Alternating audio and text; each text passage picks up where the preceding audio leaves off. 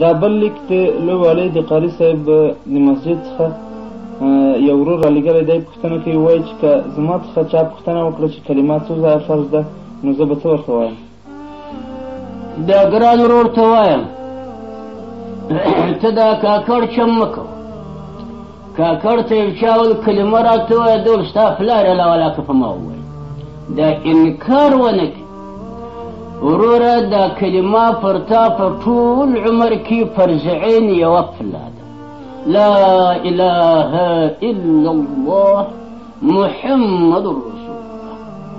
چې دغه یوه پله د کلمه پس له هغه چې بالغ شوې تا وویل ته مؤمن مسلمان، دا سړی تر مرګه مؤمن دی، تر څو چې بیا کلمه د کفر الفاظ د کفر یې پر ژبه نه وي جاري شوي، نعوذ بالله من الکفر. نو په ټول عمر کې مرة واحده یوه پله کلمه ویل دا فرض په مسلمان سي عند الناس. بیا به خپل منځونه کوي، روژې به یې، خپل حج به یې، خپل زکات به یې، طاعت به یې، عبادت به یې، د مور و پلار خدمت به یې، دا کارونه به خود کوي. او وروره هغه وخت پر تا کلمه ویل فرض ده که چا پوښتنه درسه وکړه، داسې پوښتنه چې تا ترې اوله کلمه ووایه، یو دم به ته وایه لا اله الا الله محمد رسول الله، دا کلمه طیبه به وایه. نو دغه وخت کې پر تا فرض عین شو.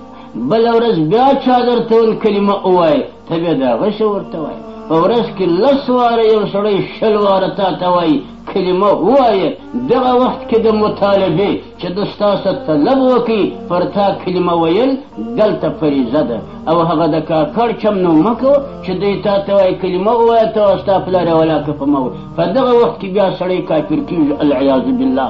ولې دا ویل د کلمې پر ژبه جاري کول د کلمې په وخت کې د مطالبې فریضه ده. که چا دلته انکار وکړي، هر څو چې په زړه کې ایمان ټینګ دی، شریعت مقدسه منوره، بیا ورته کافر وایي. نعوذ بالله من الکفر والسلام.